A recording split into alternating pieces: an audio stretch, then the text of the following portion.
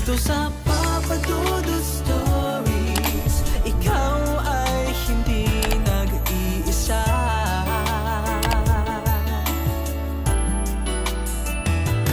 Dito sa Papa Dudut Stories, may nagmamahal sa'yo. Papa Dudut Stories, Papa Dudut Stories. Sa lahat po ng mga nakatutok ngayon, huwag pong kalimutan mag-like, mag-share at mag-subscribe. Maraming salamat po sa inyong lahat.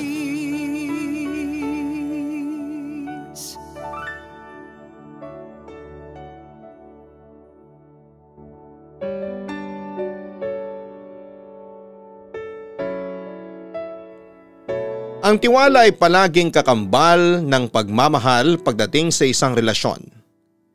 Dahil ang pundasyon ng relasyon ay palaging nagsisimula sa tiwalang ibibigay nila sa bawat isa. Dear Papa Dudut, may parte ng nakaraan ang mahirap kalimutan, lalo na kung nagdulot po ito sa atin ng hindi magandang alaala. Wala tayong ibang pwedeng gawin kung hindi ang umusad kahit mahirap para sa atin. Dahil ang paglimod sa nakaraan ay isa sa mga pinakamahirap gawin para sa taong labis na nasaktan. Kumusta po kayo, Papa Dudut? Just call me Isabel. 36 years old at nagtatrabaho bilang subject matter expert sa isang kumpanya dito sa Pasig. Naging avid listener ninyo ako nang pumasok ang pandemya. 2 taon din kasi akong naging work from home. Kaya palagi ako nakatutok sa inyong YouTube channel. Ngayon lang din ako naglakas ng loob na sumulat dahil gusto ko na magbigay din ng aral at inspirasyon itong kwento ko. Papa Dudut, mahigit 3 taon na kaming magkarelasyon noon ni George nang magkaroon kami ng anak. Jing ang pangalan niya at lumaki siyang mabait at malambing na bata. Kahit may anak na kami at nagsasama sa isang bahay ay hindi pa rin kami nagpapakasal ni George. Mas inuuna kasi namin ang iba pang gastusin, kagaya na lamang ng para sa pag-aaral ni Jing. Kaya lang ay habang lumalaki ang anak namin, hindi maiwasan ang magtanong siya tungkol sa sitwasyon ng aming pamilya. Ang sarap ng ulam Ginisang tahong. Wika ni George nang may paghain ko na siya ng pagkain. Si Mama nagluto niyan. Siya rin ang bumili ng tahong sa palengke kanina. Sinama niya raw si Jing at tuwang-tuwa raw ang anak natin kasi nakapamasyal siya sa palengke, pagkukwento ko. Ang tagal na rin pala nating hindi lumalabas. Sa linggo mamasyal naman tayo sa mall at manood ng sine, ang wika pa ni George. Naku, sigurado magtatatalo na naman sa tuwa ang anak natin, wika ko.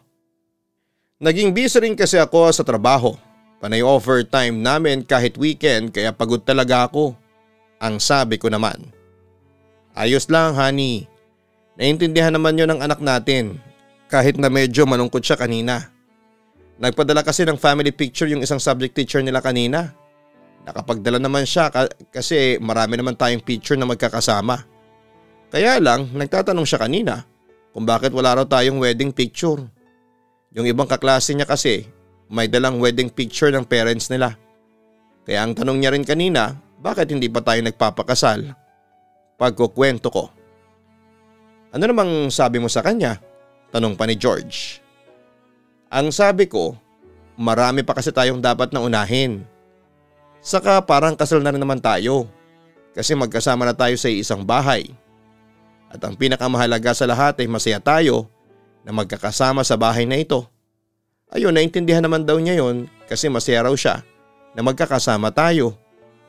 Hindi kagaya ng ibang kaklase niya na magkahiwalay ang mga magulang. Saka matalinong bata si Jing. Mabilis siyang makakaintindi ng mga bagay sa paligid niya. Ayun nga lang minsan napapatanong na lang din siya gawa ng mga kaklase niya. Tugon ko. Huwag ka mag-alala, honey. Darating din tayo dyan. Magpapakasal din tayong dalawa. Wika niya. Alam ko hindi naman ako nagmamadali, honey. Kagaya ng sabi mo, marami pa tayong dapat na unahin na pagkagasusan. Yun nga rin ang sinasabi ko kay mama kapag nagtatanong siya kung kailan ba natin balak magpakasal, ang sabi ko. Kahit nga si mami, nagtatanong na rin tungkol dyan. Pero naiintindihan naman nila ni daddy na may sarili tayong plano. Alam niya na ginagawa lang natin yung mga bagay na mas makakabuti para sa atin at sa anak nating si Jing, ang wika pa ni George. Makakalimutan din ni Jing ang tungkol sa kasal-kasal na yan, lalo na kapag nag-mall tayo sa linggo. Sandali lang, honey, ikukuha lang kita ng juice sa ref, ang sabi ko. Papa Dudut, pareho kaming hindi handa ni George nang dumating si Jing sa buhay namin. Ang gusto nga sana ng mga magulang ko ay magpakasal na kami bago ko ipanganak noon si Jing. Sang-ayon naman din noon ng mga magulang ni George. Pero nang sabihin ni George na dapat naming unahin ang pangangailangan ng bata, pumayag na rin ako. Naging maselang din kasi ang pagbubuntis ko. May ilang beses pa akong dinugo at mabuti na lamang walang nangyaring masama sa anak ko. Ayun nga lang ay pinanganak ko siyang sakitin at ilang buwan pang nanatili sa ospital noon bago namin siya naiuwi sa bahay. Papa Dudut, sa totoo lang, handa na rin naman ako magpakasal kay George. Na mga panahon na yon ay hindi na ganon kabigat ang gastusin namin.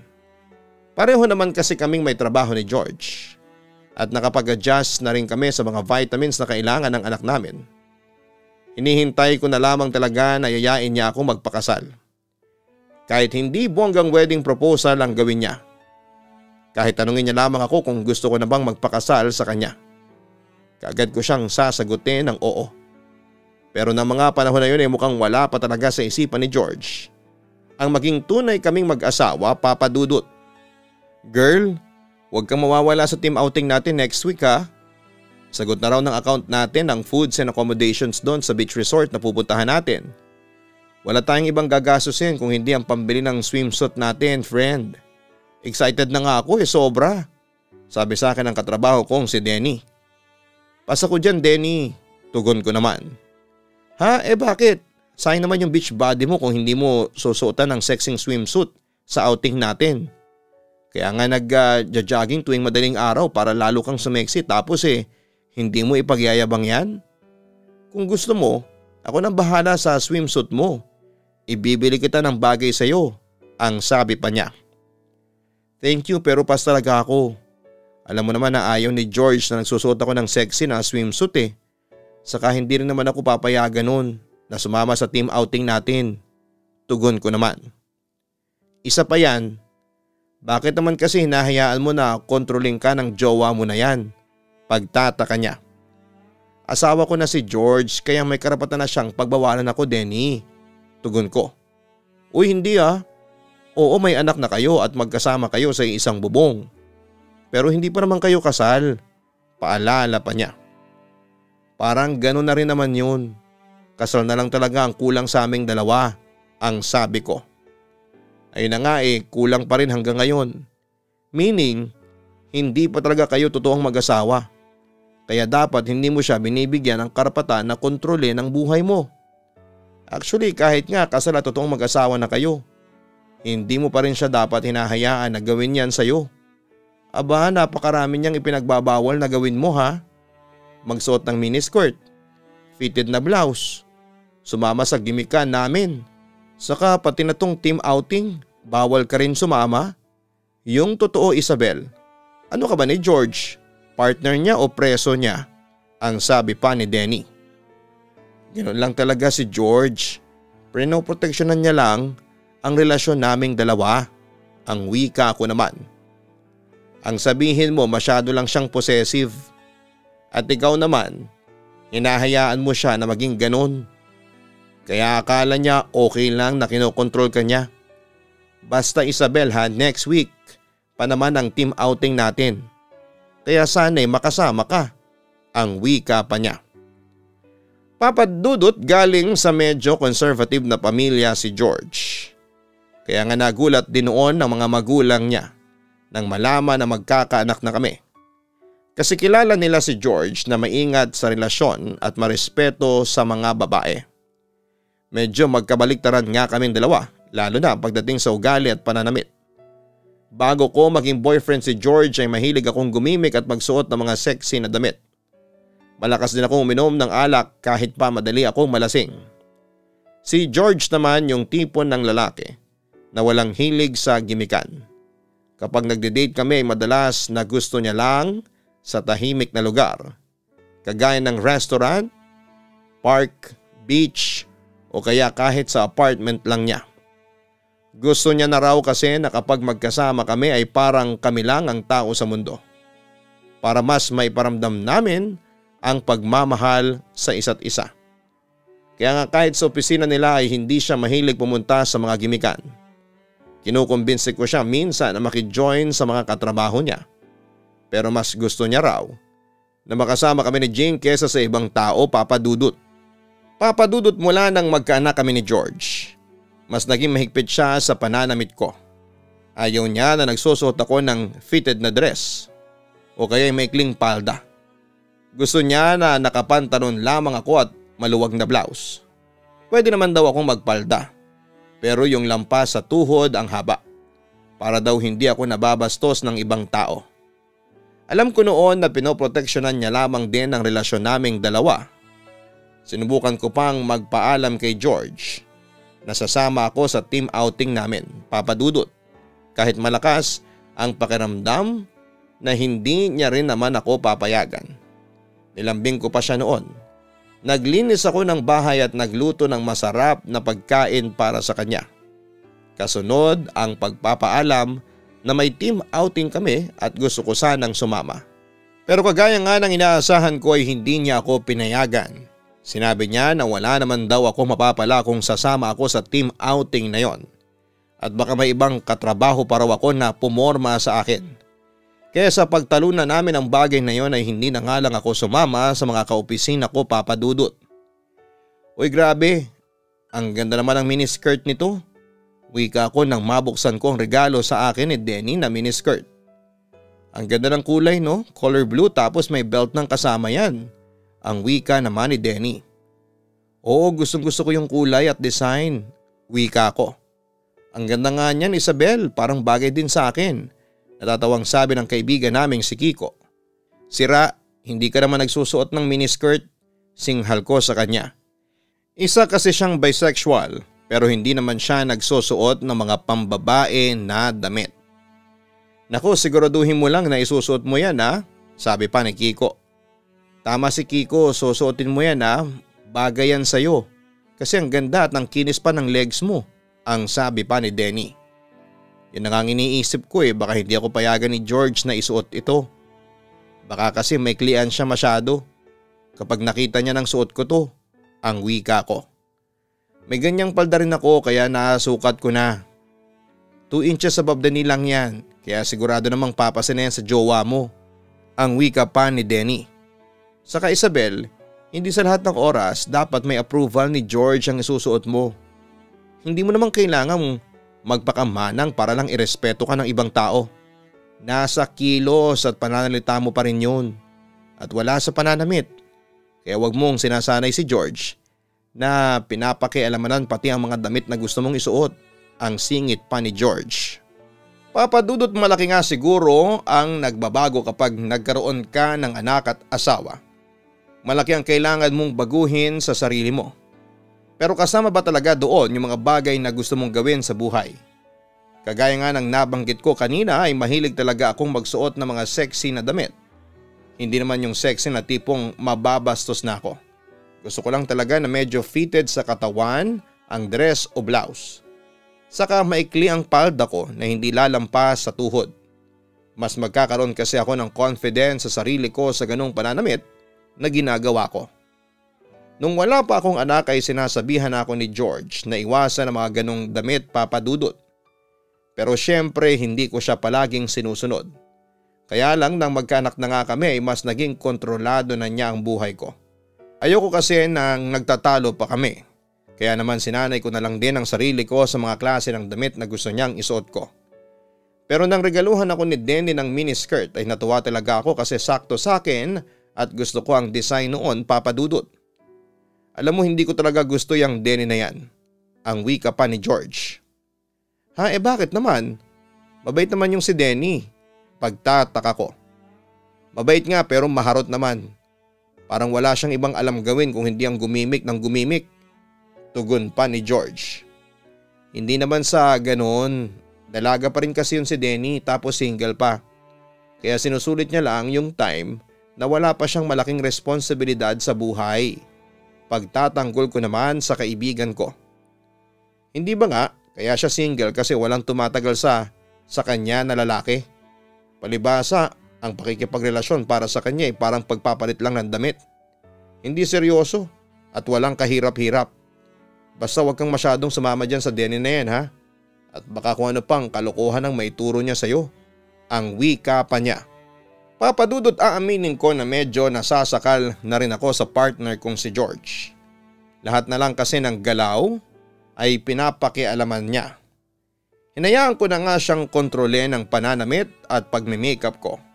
Tapos minsan pati na ang ayos ng buhok ko. Mahilig kasi akong magkulot noon ng mahaba kong buhok. Pero huwag ko na raw masyadong gawin para hindi ako makakuha ng atensyon ng ibang lalaki. Sinabi ko sa kanya na hindi naman ako kumukuha ng atensyon ng iba. Gusto ko lang gawin yon para mas tumaas pa ang self-confidence ko.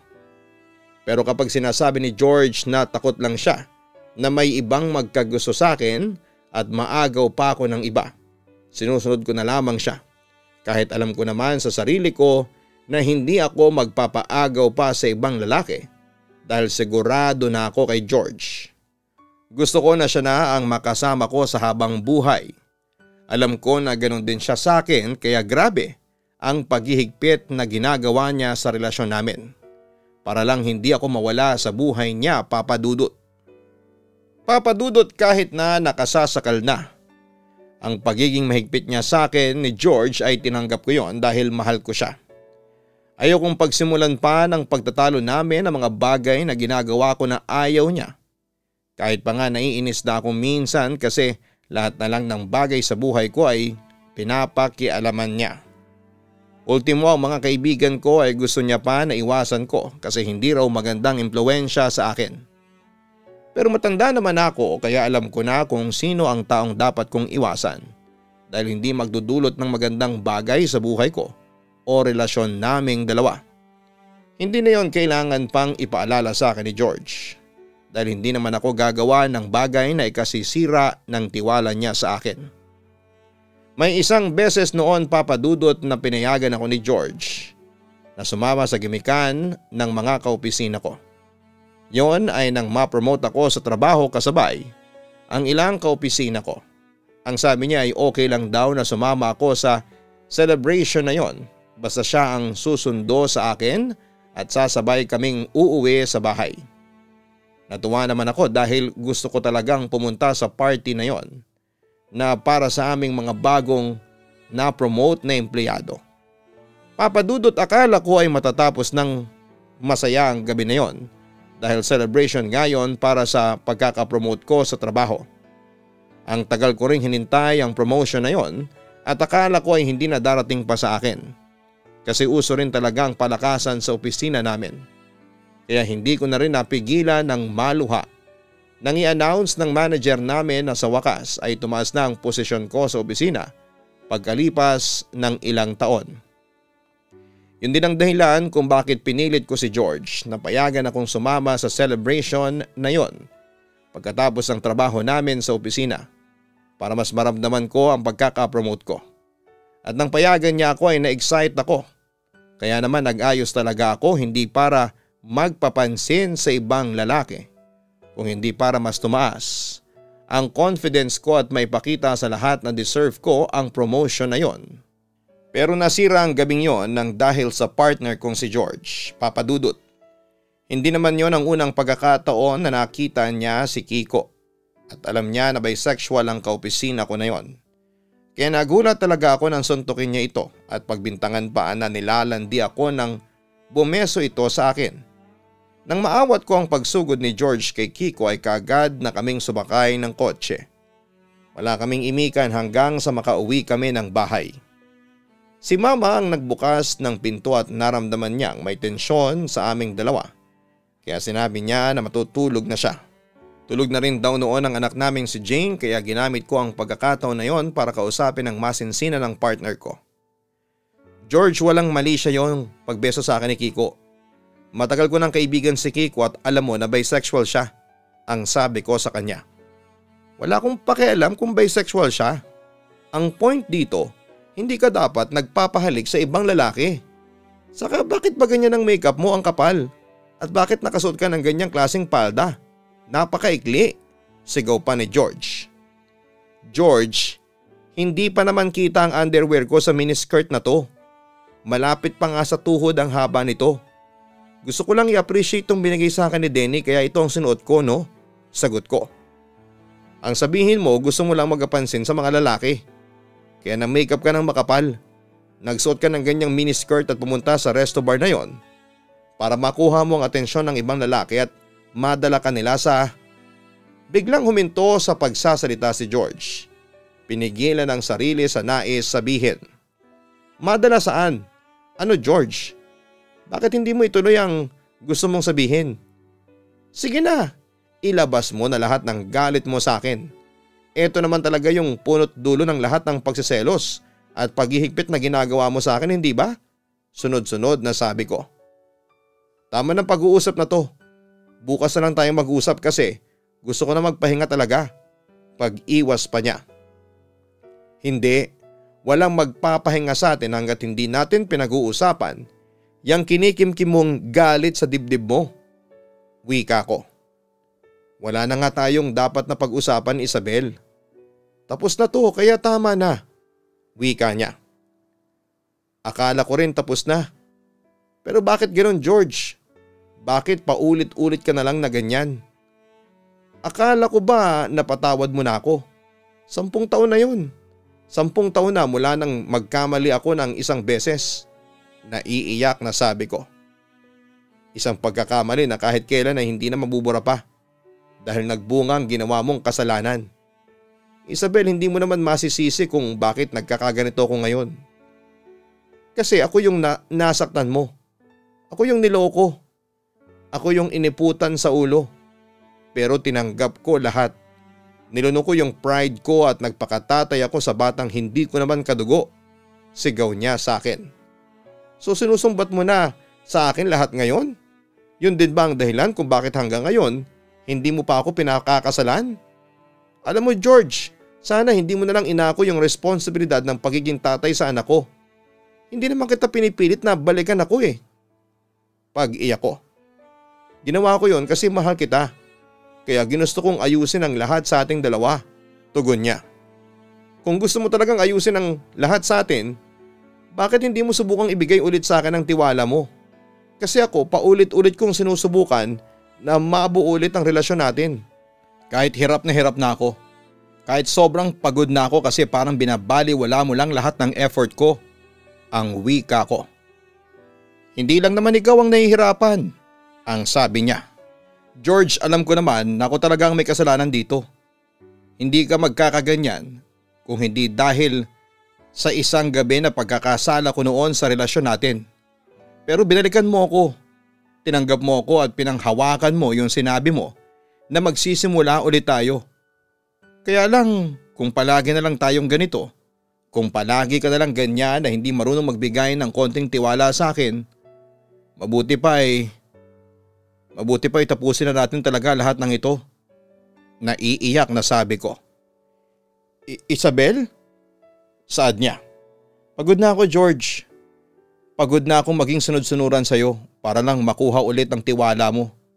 Ayoko na, tama na. Kasi mukhang wala na rin talagang patutunguhan ng relasyon natin. Magpakatotoo na lang tayo sa isa't isa. Tapusin na natin ang lahat ngayon. Ang wika ko sa kanya. Papadudot 3 taon na kaming magkarelasyon ni George at nagsasama na rin kami noon sa isang bubong nang makagawa ko ng isang napakalaking pagkakamali. Naka-out of town siya dahil sa trabaho niya at ako lang ang mag-isa noon sa apartment. 2 linggo akong walang kasama kaya nagagawa ko lahat ng gusto ko. Sumakto noon na nagbakasyon ang malapit sa amin na best friend ko noong high school na si Mika Galing siya sa US at certified na gimikera. Sinamahan ko siya sa pag-gimik niya habang nandito siya sa Pilipinas. At doon na nga ako nakagawa ng isang malaking pagkakamali. Papadudot na lasing ako nang minsang mag-bar kami ni Mika. May nakilala akong isang lalaki at dahil sa kalasingan ko ay napasama ako sa kanya na mag-check-in sa isang motel at may nangyari sa aming dalawa. Pero pagkatapos ng gabi na yon, kahit kailan ay hindi ko na siya nakita pa. Sobrang nag-guilty ako lalo na nang umuwi na si George. Wala na akong balak sabihin sa kanya ang nagawa kong kasalanan kahit nilalamo na ako ng konsensya ko. Pero ang hindi ko inaasahan ay nagbunga noon ang isang gabing pagkakasalang nagawa ko. Yun ang bagay na hindi ko na naitago pa kay George, papadudot. Mas lalo akong nag-guilty nang makita ko ang excitement sa mga mata niya nang akalain niyang siya ang ama ng ipinagbubuntis ko. At nang aminin ko sa kanya ang kasalanan ko ay nakita ko ang sakit at galit na rumihistro sa mukha niya.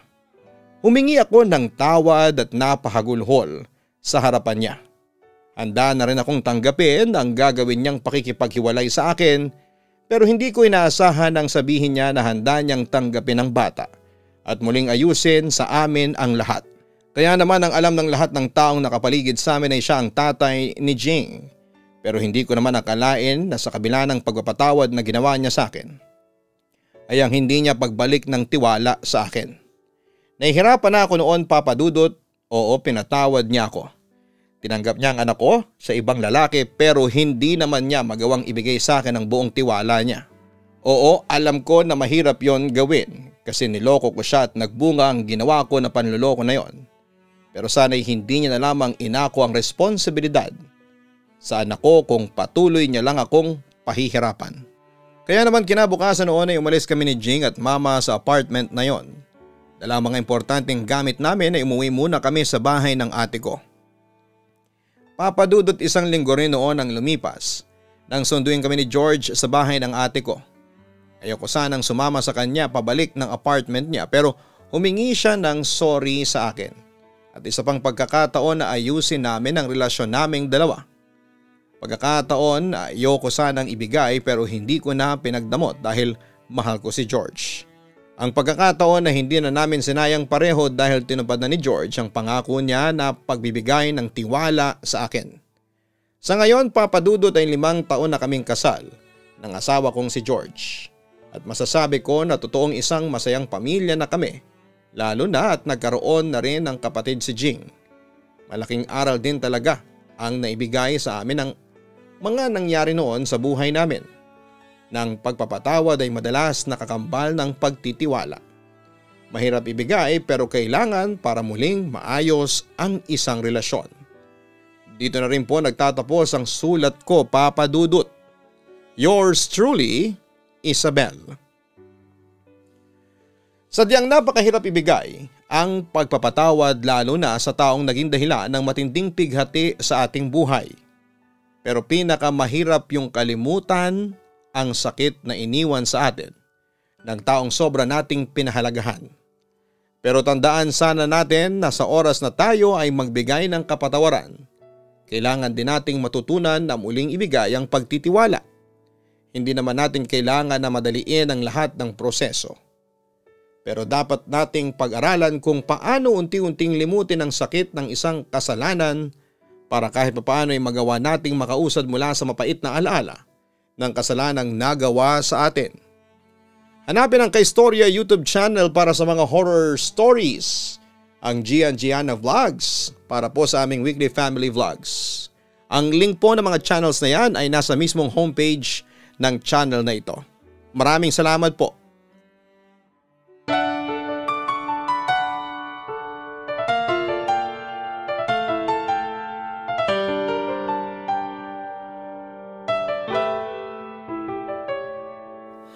Ang buhay ay mahiwaga, laging may lungkot at saya. Sa Papadudod Stories, laging may karamay ka.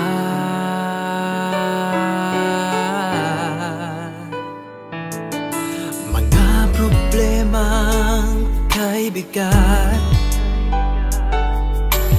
dito ay pakikinggan ka sa Papa Dudut Stories. Kami ay iyong kasama dito sa Papa Dudut Stories. Ikaw ay hindi nag-iisa.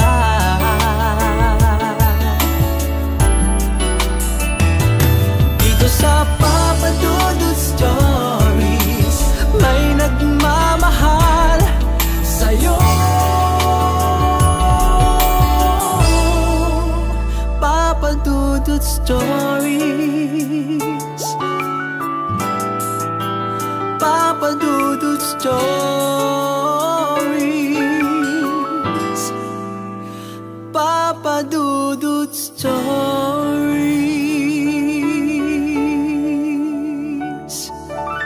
Hello mga ka-online, ako po ang inyong si Papa Dudut. Huwag kalimutan na mag-like, mag-share at mag-subscribe. Pindutin ang notification bell para mas maraming video ang mapanood ninyo. Maraming salamat po sa inyong walang sawang pagtitiwala.